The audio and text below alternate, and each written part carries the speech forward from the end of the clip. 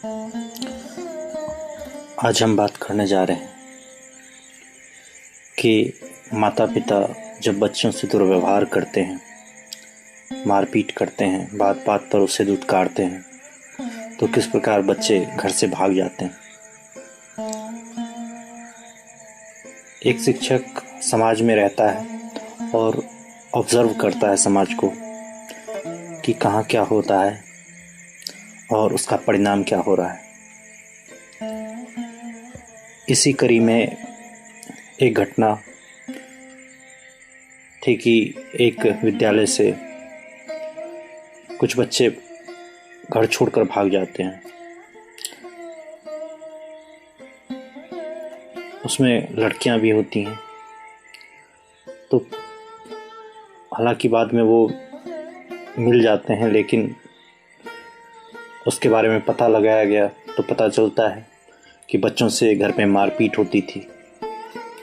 लोग समझ रहे थे कुछ और ही, लेकिन मूल कारण था घर से भागने का बच्चों का, जिसमें एक लड़की जो थी उसकी घर पे बहुत ज़्यादा ही पिटाई होती थी, जिसके कारण वो घर से तंग आकर अपने फ्रेंड्स के साथ भागने का प्लान बनाती है और वो भाग भी जाती है। हालांकि बाद में वो बरामद होती है।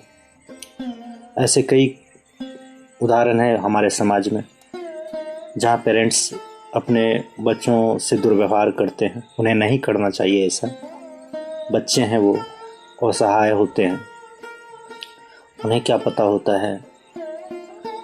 उन्हें तो कमाना आता नहीं, उनके पास पैसे नहीं होते और वो आप पर निर्भर होते हैं। एक तरह से आपके यहाँ रह रहे हैं वो। अभी से उन पे बुरा बर्ताव करना अच्छा नहीं होता, क्योंकि जब पेरेंट्स बूढ़े होंगे तो ये बातें उन्हें याद रहेंगी और वो बदला लेते हैं, ज़रूर बदला लेते हैं। ऐसा देखा गया है। लोग कहते हैं कि बच्चे मुझे देखते नहीं, ये नहीं करते। आपने बचपन में जैसा किया है वैसा तो उसे याद रहेगा, उसकी आत्मा को याद रहता है और इसी प्रकार से चलता रहता है। फिर वो भी बूढ़े होते हैं। पेरेंटिंग, माना जाता है कि पेरेंटिंग बहुत चैलेंजिंग काम है और कई बार माता पिता को बहुत सारी परेशानियों से गुजरना पड़ता है, इसलिए वो अपना गुस्सा, बाहर का गुस्सा अपने बच्चों पे उतार देते हैं। ये सही नहीं है। और इसके अलावा भी एक उदाहरण है। एक अमन नाम का लड़का था। मम्मी पापा और वो रहता था घर में, गांव में ही, और पिताजी उसके बहुत क्रूर थे। पिताजी उसे मारते पीटते रहते थे, उसे भी और उसकी मम्मी को भी, किसी किसी भी बात पर।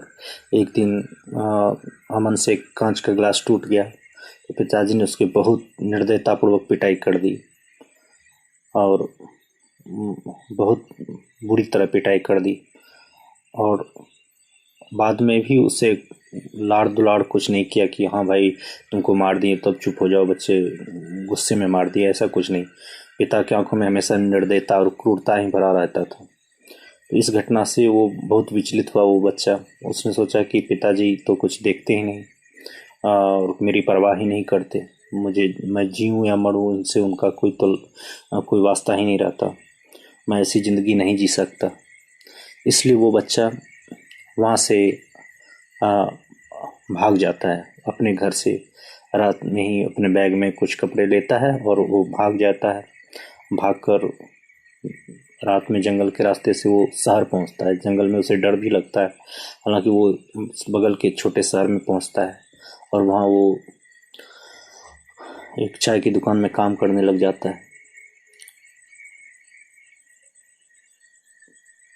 ऐसे अनेक उदाहरण हैं जिसके कारण बच्चे घर से भाग जाया करते हैं